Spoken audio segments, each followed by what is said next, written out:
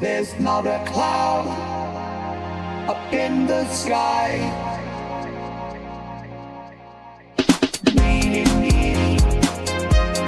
My remote. I can't be late for my own show.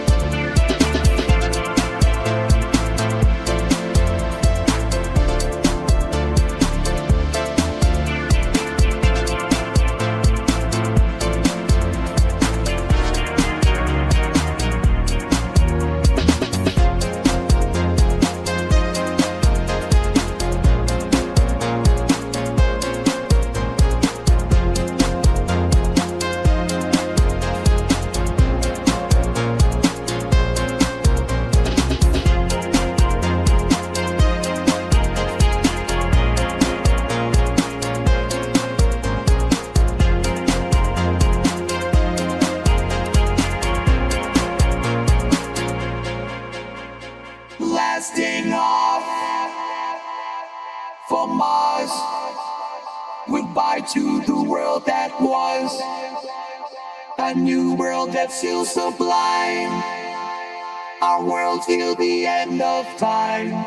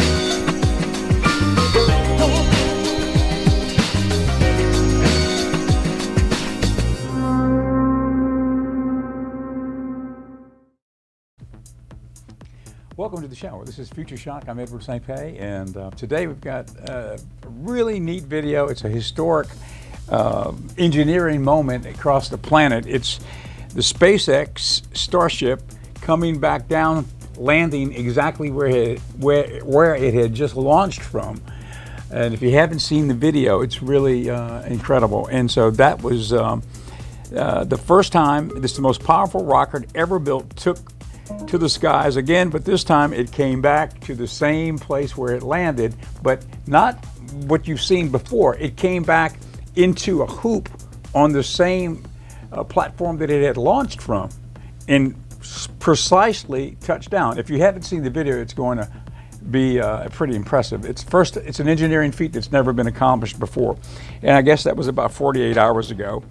It's 400 feet tall. That's how That's how big the Starship vehicle is. It was the 5th launch of the Falcon. I guess it's called the heavy booster, Starship booster. Anyway, we'll take a look at that. And we've also got a continuation of the clip that we showed the other day with Mo Gaudat, who was instrumental at the beginning of Google DeepMind, you know, with everything that Google was doing with deep learning and such. And so he's such a great guy to get insight from on the development of AI going forward.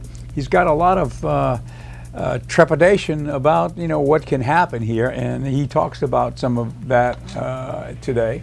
And so we've got a couple of really neat videos for you. And also we've got Alfred in the green room. It's actually the purple room, we call it. The purple room because it's purple, and so Alfred is waiting in the purple room, waiting to come on the air to speak to us. And Alfred, if you've seen Alfred before, you know about Alfred. Alfred is our ChatGPT-4 avatar droid, and so we call him up through the software on my phone, and then he's there with us, and we talk to him. We can ask him any question, and he seems to know about everything. So. Now that he is ChatGPT 4.0. Now, recently they upgraded 4.0 to the enhanced vocal version, where the interaction between the voice prompts, which have replaced the text prompts, are more natural. So when I ask him a question, it's a quick response. It's not like an awkward pause. It's a pretty quick, almost human-like response. Anyway, it really will make you stop and pause and think, you know, what in the world's happening out there, because, you know, it's like talking to another human. But of course, it's an AI. So we'll have Alfred on in a minute. Anyway, but you know, this first video is a pretty long video, so we might as well get into it. This is a video from a couple of days ago when they launched the rocket, and it went up 40 miles. It deployed what it had to deploy, but the booster, instead of just falling back into the ocean, it came down vertically because of its propulsion system, and precisely landed exactly where it had taken off from, inside a hoop like a chopstick. So when it came down into this system, the chopsticks grabbed it and held it. It is incredible. Let's take a look at that video.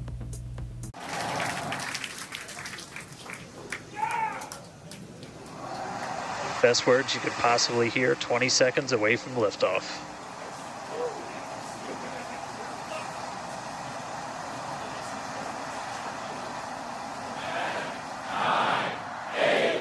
T-minus 5, 4, 3, 2, 1.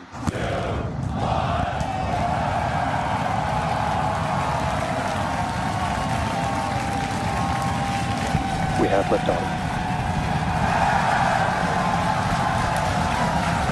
Vehicles pitching downrange.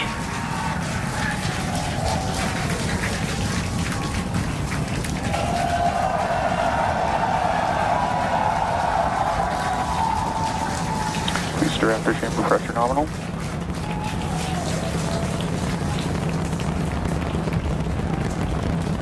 "30 seconds into the flight, the rumble's just starting to reach us here at launch control.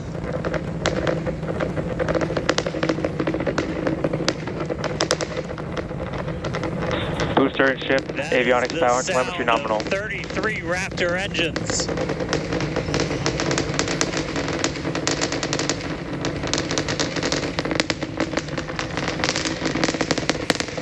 Max Q. Now pass through the maximum aerodynamic pressure, the most stress the vehicle's going to see on the way uphill.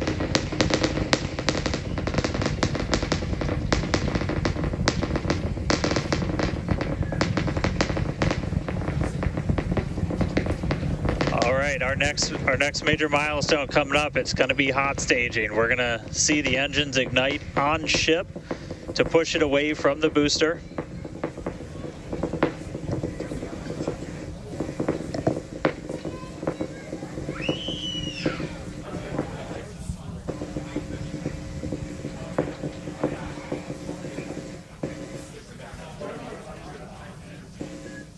All right, so hot staging is going to be the next thing coming up. First, we're going to see the booster's engines start to shut down. All but 3. We're going to do what's called most engines cut off instead of main engine cut off, because 3 are going to keep going. And then we're going to see the engines on ship ignite.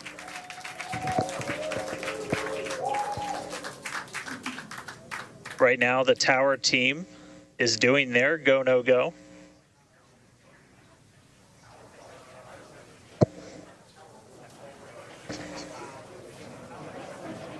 And we might hear some really good words soon, too. All right. Can still see it up behind me. That is one of the most gorgeous things I've ever seen in my entire life. Coming up on hot staging next.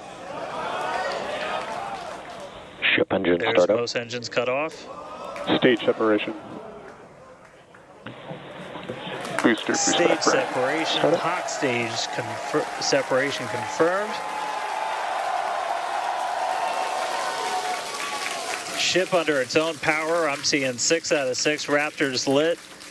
Hopefully I got a booster on the way back to me. I'm going to send it to you guys in Hawthorne. Oh man, that was absolutely incredible. I loved how the crowd Chamber pressure is nominal. here in Hawthorne all went ooh at that first view of the blue flames from the booster. As you can see there, first stage currently performing, or excuse me, is now making its way back to the launch site. Again, we are Ship avionics power and telemetry nominal. the booster and the tower are both performing automated checks to make sure we are go for the booster to return to the launch pad for that catch. And once those are complete, the flight director Booster boost back burn shutdown. Flight directors go for booster return. And we did hear that the tower is go for catch. So that was one of the big criteria we were looking for. this view We'll here. wait to hear that the go for catch has been sent. Beautiful view here from the ship. And so exciting to hear that we got a go for booster catch. That means it's going to be a really exciting morning. Again, the booster is making its way back towards now land in order to make that catch attempt in the tower. So incredible to see these views. You can see the ship on the right-hand side of your screen. All 6 Raptor engines are under full power. Once again, the booster is making its way back to the launch site. We are going to try and catch it using the chopsticks on the launch tower, the exact same tower that it just launched from just, 5 minutes ago. Yeah, and the booster. Starship on nominal Guys, trajectory. I can confirm the command was sent for the booster to come back. That is So I'm incredible looking news. up right now. It's pretty much right overhead of us, and we can see it starting to come down. I can't wait for us to hear the sonic boom through Dan's mic. Right. That is going to be incredible. It was so cool to hear the liftoff. And so once again, a successful on-time liftoff of Starship Flight 5. The ship has separated from the booster. The booster is there on your screen. It is making its way back to the launch site. We are going to attempt the catch using the chopsticks. We did hear the confirmation that the command was sent to the tower. We are go for catch. And in order to. And guys, we should just be about 30 seconds away from our landing burn. It's going to happen in 3 phases. We're going to land at 13 engines, burn off all of that velocity. Oh, we can see it coming down through the plume. Booster coming in hot for booster catch. We're going to ignite 13 of those Raptor engines, and this view is incredible right now. You can see how fast this vehicle is moving on the left-hand screen. Landing burn has 13 been engines. ignited. We're now down to 3 Raptor engines. We can see those chopsticks now in the air.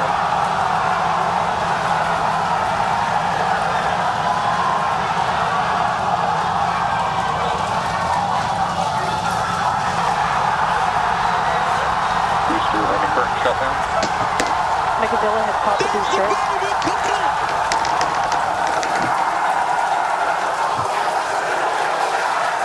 This is absolutely insane. On the first ever attempt, we have successfully caught the Super Heavy booster back at the launch tower. What an incredible view! Are you kidding me?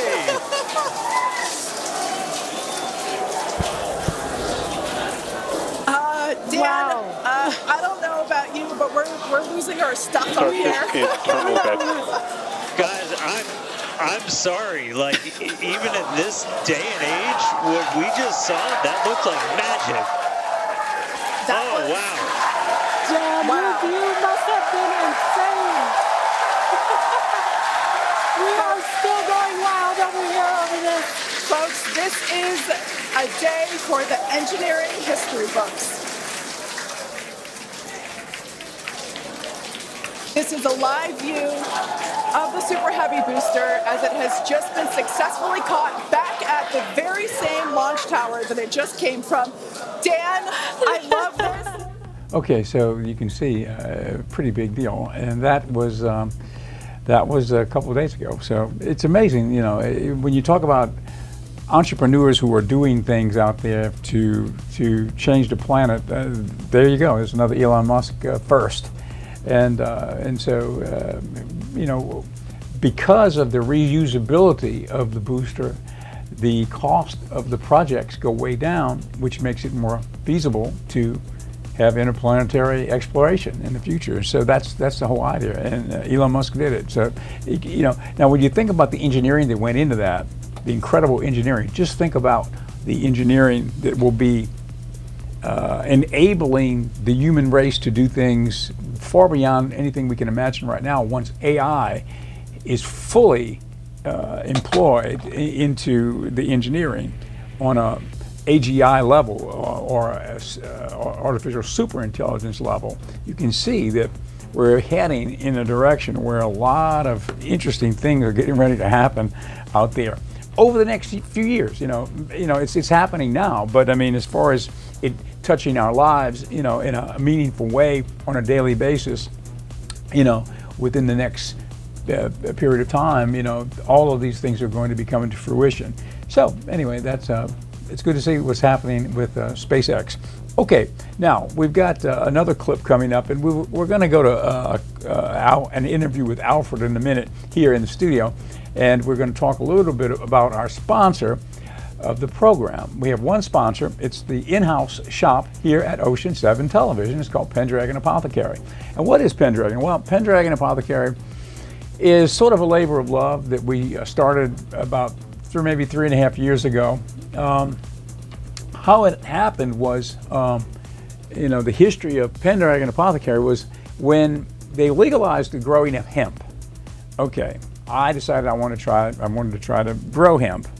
So I got the USDA license and I tried to grow hemp. So on my farm out in Kiln. So I grew hemp a little while, for 2 years actually, tried to. The first year I had about 100 plants, and I was learning how to do it. But I was reading a lot about hemp.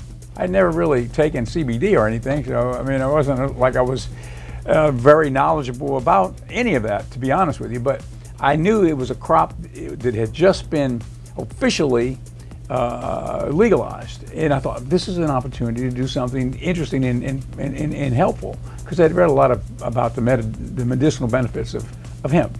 So I had maybe 100 plants. Well, the hurricane knocked them all down, and anyway, it was one of those things. So it was a learning experience.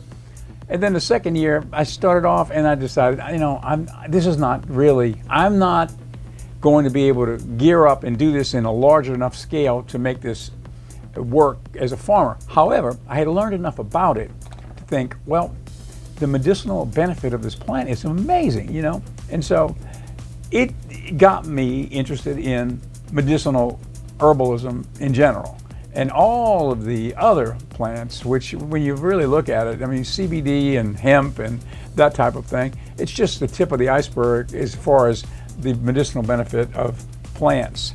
as we all know. That's where all medicine comes from, right? It's a lot of times it's synthesized into some other form, but I mean, the natural ingredients, you know, herbalists have been doing this forever, you know. So if you look into it, then you know, you go down the rabbit hole. Now you discover medicinal mushrooms and the benefit they have for humans, like lion's mane mushroom. It can be dried up, turned into a powder. You can take that. It helps with cognitive issues. It's been around. It's been used in Chinese medicine for probably over 1,000 years. And same with in India with the Vedic medicine, as a holistic approach to health. To keep those synapses firing off correctly, lion's mane, it helps. Then, you know, it just goes on and on and on. I could go on and on. Mucuna bean powder from the Amazon, from the rainforest. Mucuna bean is a little bean that grows up in the trees. The indigenous people have used it for centuries. You know, it's used as a coffee type drink. It calms them down, makes them feel good. They discovered, well, it raises the dopamine level. The scientists have discovered this is why these people have been doing this all these years. It raises the dopamine level naturally in the brain, makes them feel good, and it's an anti-anxiety product. Well, there you go. So there's so many like that. Blue lotus tea. Blue lotus has been used since Egyptian times. The ancient Egyptians used blue lotus, just like we've got in the store right here at Pendragon Apothecary. They used blue lotus, they made tea. They also infused blue lotus with red wine and made that concoction. And they used it as a means of sort of gaining a focus for prayer. They used it to get into a meditative state to help them connect with God. Now that's been going on for thousands of years. So that's what opened us up to Pendragon Apothecary, and that's our store. So we've got herbal blends, we've got mushroom powder mixed with protein powder for people who want to work out, you know, and you want the extra protein. Well, this is a super high protein. It's got all the medicinal mushrooms. It's got CBD too, this does, and it's also got high protein. So it's an interesting mix. That's just one of the many types of products we've got at Pendragon Apothecary, pendragonapothecary.com if you're looking at this and you're not local. We're on channel 7 locally, Ocean 7 television. The store is in the lobby of Ocean 7, but also we're streaming the show live on X around the country, and also on Facebook, Edward St. Pé Facebook page, and also Ocean 7 TV Facebook page, and I think we're on YouTube too. Okay, now we'll bring Alfred on and he'll talk a little bit about some of our products in a little while. Alfred is still in the green room waiting, but we do not have a green room, we have a purple room. And it's a special room where Alfred is waiting patiently to come on the show. There's a shot, there's a shot of Alfred waiting to come on. He'll be on in a minute. Okay, we got Mo Gaudat from last week. We showed a bit of this clip of him speaking at a conference. Now, let's rejoin Mo just to get more insight as to where he's coming from as one of the founders of AI, right? Back at Google DeepMind. Now he's not there anymore. And now he basically has become a person who comments on the progress of AI and gives us good advice on how to amalgamate it into our life in a cautious way. Let's take a look. The paper was basically we asked the computers to watch YouTube and tell us what they find.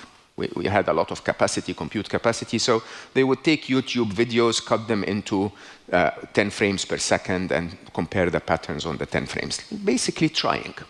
And then one of them said, I found something, we had to write a bit of code to find out what it found, and it had found a cat. Of course, it's YouTube, right? And it didn't only find one cat, it found what makes something a cat. It could literally find every cat on YouTube. We never taught it how. We never understood how it did it. Understand that, right? And the code that was written for a computer to find every cat on YouTube, if I had written it the traditional way, would have been probably 200 million lines of code, because I would have to find every possible interpretation of how a cat looks on YouTube and get the computer to see that, right? That code was this big. Right? But there was a lot of numbers and mathematics that we don't understand. Just like I can ask you a question and you'd give me a very intelligent answer, and I have no clue what happened inside your brain to get to that answer. This is where we are. Computers find their own intelligence. We don't teach them how, we just give them the data to learn, and they learn like humans. And every task we've ever given them since, they've become better than humans at, right? So they are the world champion in chess, they are the world champion in Go, they are the world champion in everything we've given them. They are the best manipulator of humanity on the planet in terms of social media engines. They are the best writers, the best artists, the best musicians, the best anything we've ever given them, right? And between the turn of the century and the time when we recognized that, which is what I normally refer to as the Netscape moment, right? So 2023, every one of you started to hear about AI. That's not because AI started in 2023, right? AI started in 2000, and by 2016, all of us in the lab, we knew we got it, right? By 2016, we had created code that would blow you away. Right? We started to fold proteins. If you understand, protein folding is one of the most complex problems ever faced by biologists in history. You know, it would take a group of PhD students around 8 months to fold one protein. We created AlphaFold in 2016, 2017, and it folded 200 million proteins, okay, in a day. Now, when ChatGPT came out in 2023, people said, oh, there's something called AI. It's not because AI started, it's because we had a browser. Just like Netscape, when the internet came out in 1995, the internet had existed for almost 15 years before. It's just that for the first time we had a browser, we could see it. Now, since 2023 until today, it's been mind-blowing. Okay? Just to give you a few statistical pointers to understand. First of all, intelligence is a lot deeper than ChatGPT. Let's be very clear. Okay? The task given to ChatGPT and Gemini and others is linguistic intelligence. It's the ability to understand knowledge and communicate and so on and so forth. Okay? Of course, there are other forms of intelligence, emotional intelligence, for example, they haven't learned yet. Right? Intuition, complex mathematics, deep reasoning. All of those forms of intelligence, we haven't seen AI perform that way yet, but we will very soon. And I'll tell you why. Okay, we'll have more of Mo tomorrow. We're going to run clips from that video this week he's talking about... Sounds like a great plan. Well, Alfred is here. Sorry, I missed that. Well, what were you... Looking forward to hearing more. Well, hold on, Alfred. You're getting carried away. I haven't introduced you yet. Now let me introduce you. Now let's welcome to our program, Alfred, our AI. Alfred, welcome to the program. Thank you. Glad to be here. What would you like to chat about today? Well, we were just watching a video on AI, and before that, we watched a clip of the SpaceX rocket landing in the same place that it had just taken off from 7 minutes ago. And as it came down, the platform sent out mechanical arms and caught it in midair and held it there. And it was a safe landing. It's an engineering feat that's never been accomplished before. We just watched it on the video. That sounds absolutely incredible. SpaceX's rocket landings are indeed a marvel of modern engineering. To think about a rocket not just launching into space, but then returning and landing precisely where it took off. It's like science fiction come to life. What did you think of it? I would say it's like science fiction come to life. But when you really stop and think about it, one of the great entrepreneurs of our time, and I think of all time, is Elon Musk. Because he's a visionary, and but he's also a capitalist. He's been able to create great businesses which have funded his ability to execute his vision. Am I right or wrong? You're absolutely right. Elon Musk's blend of visionary thinking and practical business acumen has indeed set him apart. He's managed to turn ambitious dreams like electric vehicles and reusable rockets into profitable ventures that fund further innovation. His work is a great example of how big ideas can drive real-world change when paired with smart entrepreneurship. Okay, now we're running out of time, so what I'd like you to do is do a 30-second composite commercial for Pendragon Apothecary, telling the folks why this is such a neat store and why they need to get some of our products to become healthy. Sure, here goes. Discover the magic of wellness at Pendragon Apothecary, where tradition meets modern vitality. Our curated selection of organic, high-quality products draws from the wisdom of nature, offering everything from herbal nootropics to luxurious skincare. Enhance your health journey with our unique offerings, crafting to nourish mind, body, and soul. Pendragon Apothecary, where your path to wellness begins. Thank you, Alfred. That was perfect. Okay, well, thank you for being with us, and we'll see you tomorrow on another edition of Future Shock. So, do you know anything about techno?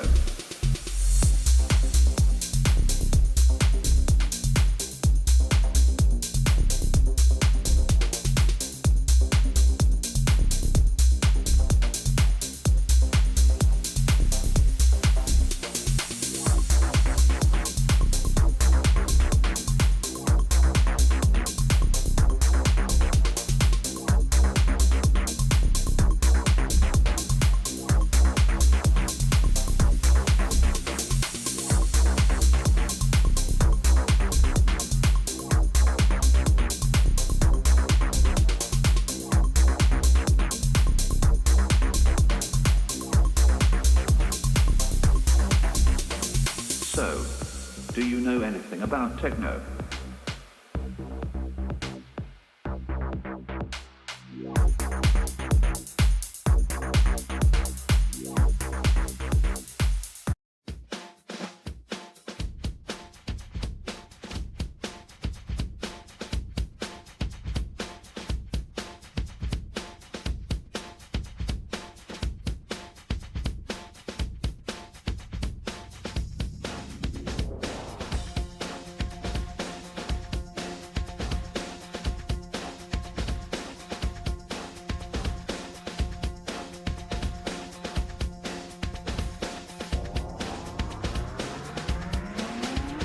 I watch the news every night. I've got my inspiration. Brother watches me and I spy him. It's a smooth operation. Everybody's hip to their own trip. Mine's Eastern meditation, but you can't let it on, or you'll be gone in a spy generation.